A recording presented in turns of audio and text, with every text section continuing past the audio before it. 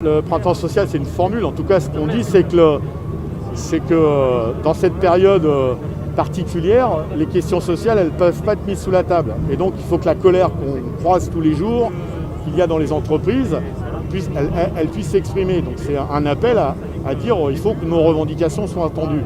La colère, elle est là. Enfin, la colère, les sentiments d'injustice, qu'on a un gouvernement qui favorise les riches et pas ceux qui souffrent le plus.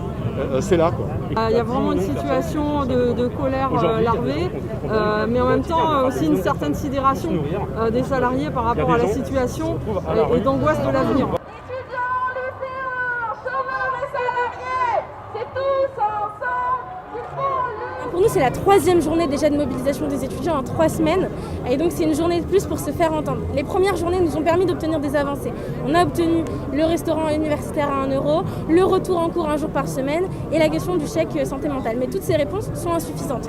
Et donc, si on est là aujourd'hui dans la rue, c'est pour qu'on ait enfin les réponses qu'on attend, c'est-à-dire un retour à 50% en présentiel, une vraie réponse à la précarité, aussi bien étudiante que des jeunes qui sont en recherche d'emploi en ce moment, et une réponse concrète et suffisante à la détresse mentale des étudiants qui aujourd'hui a atteint quand même son paroxysme.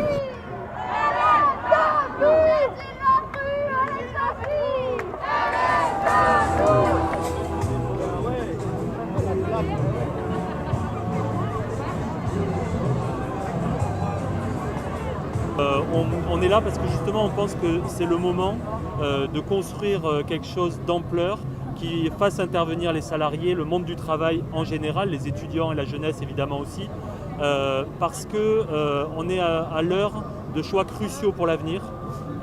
Cette pandémie, elle révèle aussi des fragilités et des problématiques structurelles dans cette société, et on la gère avec les méthodes d'avant, on la gère avec le libéralisme, l'orthodoxie budgétaire, et c'est ça qui ne va pas. Je prends simplement un exemple, on est très implanté dans l'éducation. Est-ce que c'est raisonnable de supprimer 2000 postes d'enseignants à la rentrée prochaine dans le second degré?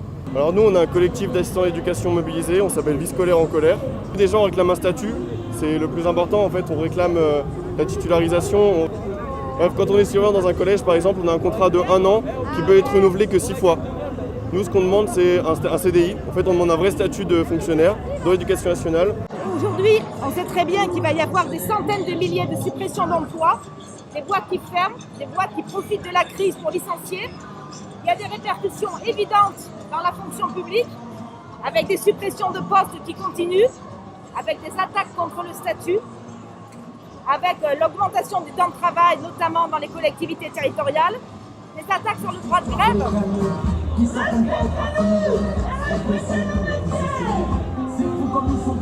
Les augmentations salariales qu'on a obtenues, elles sont nettement insuffisantes, mais c'est surtout la question de l'emploi qui les mobilise aujourd'hui. Ils sont de moins en moins nombreux dans les services, et l'emploi aujourd'hui est une question centrale pour toute la société, avec cette crise aussi sociale maintenant, due à après la crise sanitaire. Donc il est important pour eux de se mobiliser, de continuer à se mobiliser, parce que c'est l'avenir en tout cas de nos établissements maintenant.